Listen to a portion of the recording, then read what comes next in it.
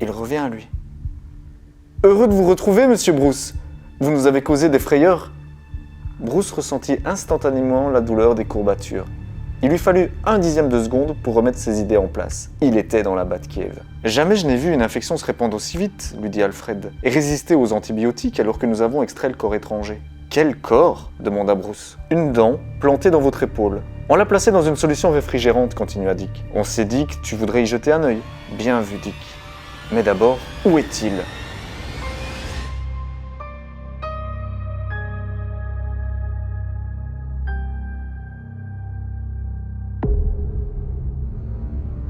C'est pas trop tôt!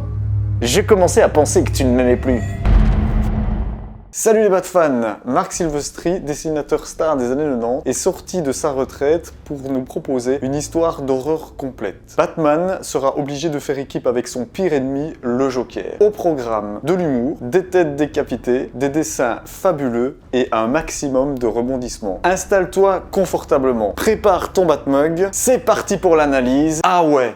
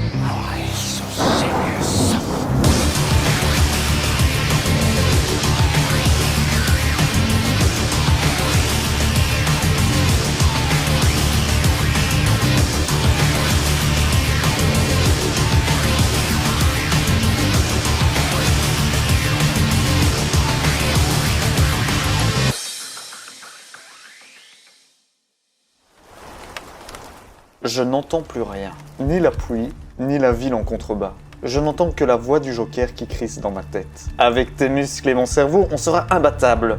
On sera le tandem tueur. Allez partenaire, le temps presse. Officialisons notre accord. Crash et serre.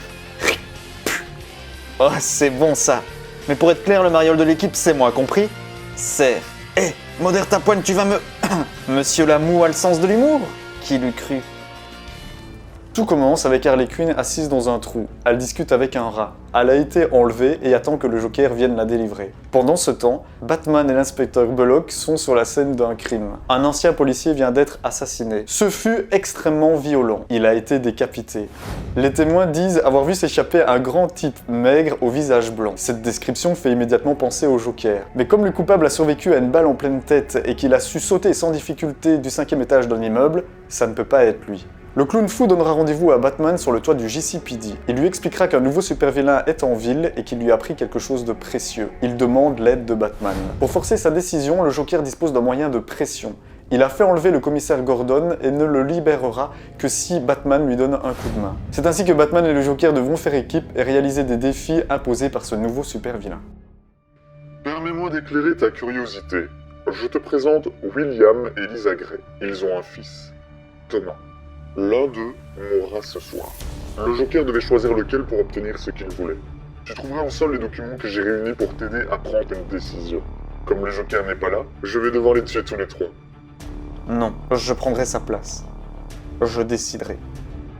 L'enthousiasme de l'auteur est indéniable. On ressent qu'il a kiffé dessiner les monstres Joker. Il y a beaucoup de moments d'humour, même Batman fera des blagues. C'est une histoire d'horreur avec de nombreux rebondissements. Et je suis convaincu que certaines scènes deviendront cultes. Je pense notamment à toute la partie du Joker séquestré dans la Batcave. Le face-à-face entre le Joker et Batgirl était assez sympa, et le défi du train était plutôt prenant. Mais à la fin de ma lecture, quelque chose m'a dérangé. Finalement, il y a très peu de scènes avec Batman et le Joker. Ils ne feront qu'un seul défi ensemble. Le duo n'est qu'un prétexte pour introduire un nouveau super-vilain. J'ai également été déçu qu'il y ait très peu d'explications sur l'enlèvement du commissaire Gordon. C'était une partie de l'histoire qui m'avait beaucoup intéressé, et au final, tout cela restera assez nébuleux. En ce qui concerne la grande révélation, tu constateras que Batman avait tout compris depuis le début, alors que pour nous lecteurs, on peinera à assembler les pièces du puzzle. J'aime bien quand les auteurs nous rappellent que Batman est quand même le plus grand détective du monde.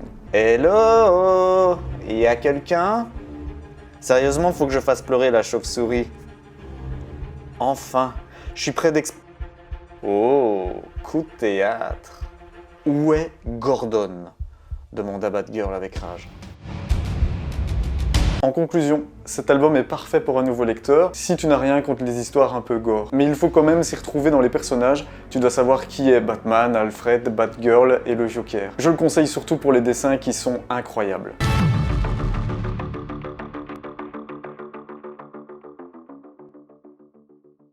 Bienvenue aux nouveaux abonnés. Si cette vidéo t'a plu, un pouce bleu me fait toujours plaisir. J'en profite pour remercier l'artiste Michael Minaro qui a réalisé les nouveaux dessins du générique. Quant à toi, vis ta Batlive à fond et on se dit à très bientôt.